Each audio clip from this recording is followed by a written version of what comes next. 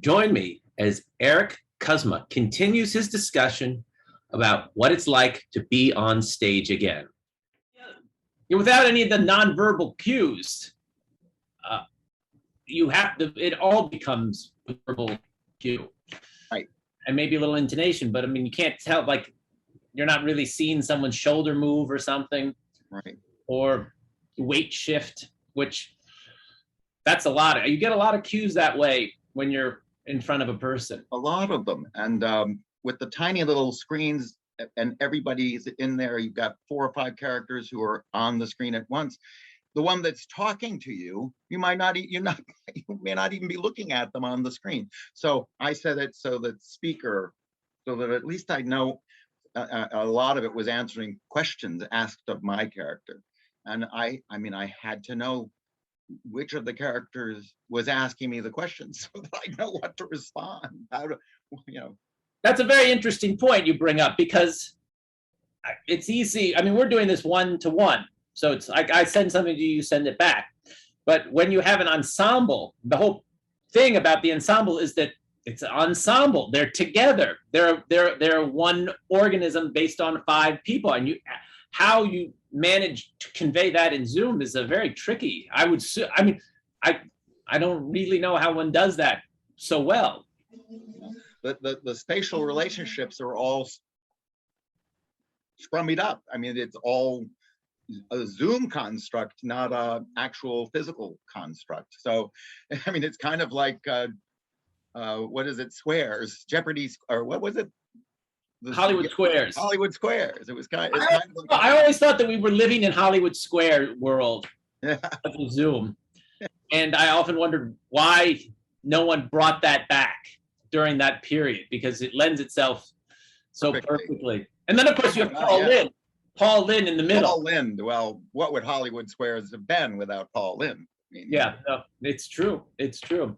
So as you now go back onto the stage, and I'm going back on the stage, what are your thoughts? And what do you anticipate? What is your anxieties? Well, it is very anxiety inducing, because it's one thing to sit home and run home from wherever you've been out shopping or whatever, and sit in front of a screen and Zoom. It's quite another to get out into the world, have to transport yourself to a specific place to rehearse or audition, and then schedule yourself. I mean, it becomes a scheduling problem. It becomes a concern for health, maybe, but I'm not terribly. That's not my biggest concern. But scheduling is the biggest thing. I mean, I'd forgotten how to do it. It's as if, oh God, now I've got to be down there rehearsing at an actual location, and I'm going to have to interact with actual real people, and I'm going to have to be dressed properly, and I'm going to have to da-da-da-da-da-da-da-da, and I can't at the last minute just pull it together in a way. And actually none of the Zooms were at the last minute. You had to set the room up, you had to get everything set up, but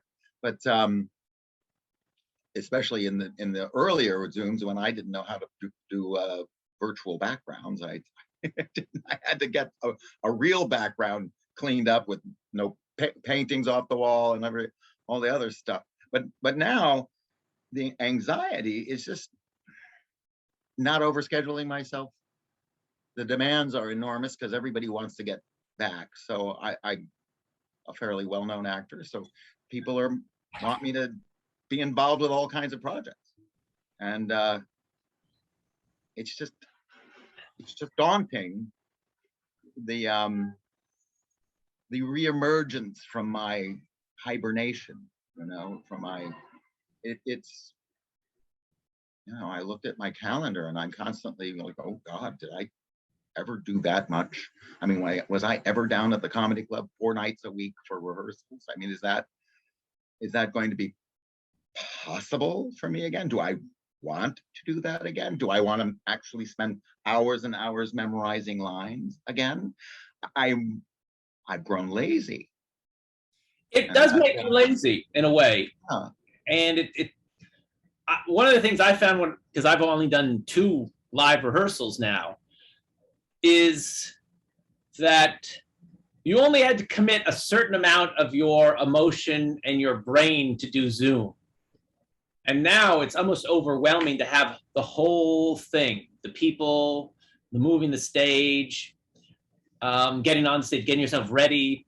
And it's invigorating. It's also taking up more energy than I was expending on Zoom theater. Absolutely. And it's partly because now we're looking at memorized theater. And I have to admit the last show that I did was a Zoom, but memorized. And I had stage fright before my entrance, partly because the technology of, I had to time that, and I had to find the little click button and turn my video camera on, and I was having a hard time doing that, and it was distracting me from a memorized line. I mean, the action of, and you'd think that in blocking and all the, you've got to pour a glass and talk while you're pouring the glass and do all that other stuff on stage, but it's just as distracting to have to know that the technology, you've got to rely on that click to work. So I had stage fright.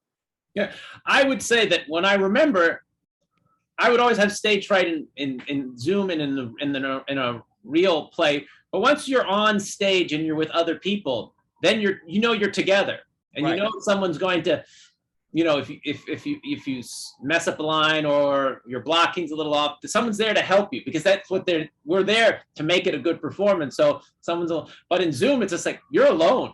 I mean, you are alone if you in a lot of ways. Although I messed up a line in the third performance of this last show, I suddenly.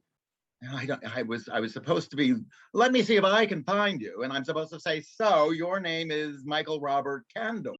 And I just went up on that. So, and I looked at the secretary who was supposed to be helping me out here. I said, I'm see if I can find you, but I don't know what to do.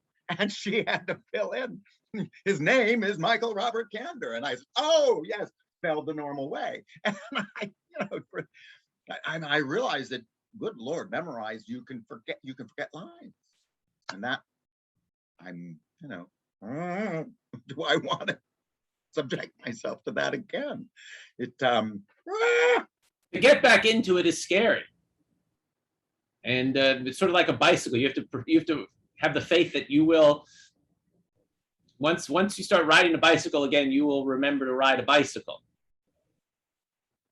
Kind of, yeah, and it's yeah. I learned recently that I can't skate anymore. That's weird. That was very strange. I suppose it's strange to forget things like that. Yeah, I mean, I just lost the muscles for it. I just cannot ice skate anymore. Weird. Oh, that is weird. So, is there anything else about getting back to theater? Reemergence. Reemergence. Yeah. Emergence. I just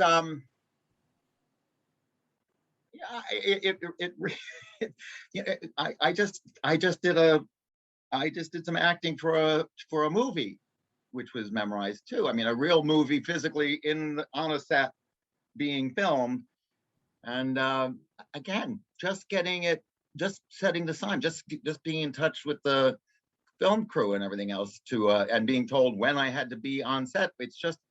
It's anxiety driving the again, getting back into real life and going to real places to do real acting live is just, it's kind of scary. I mean, it's scheduling myself, it's telling someone, yeah, I can do that, as opposed to the 5 other things that I might have done, or just be at home. Real life takes commitment. That's what it is. Real life takes commitment.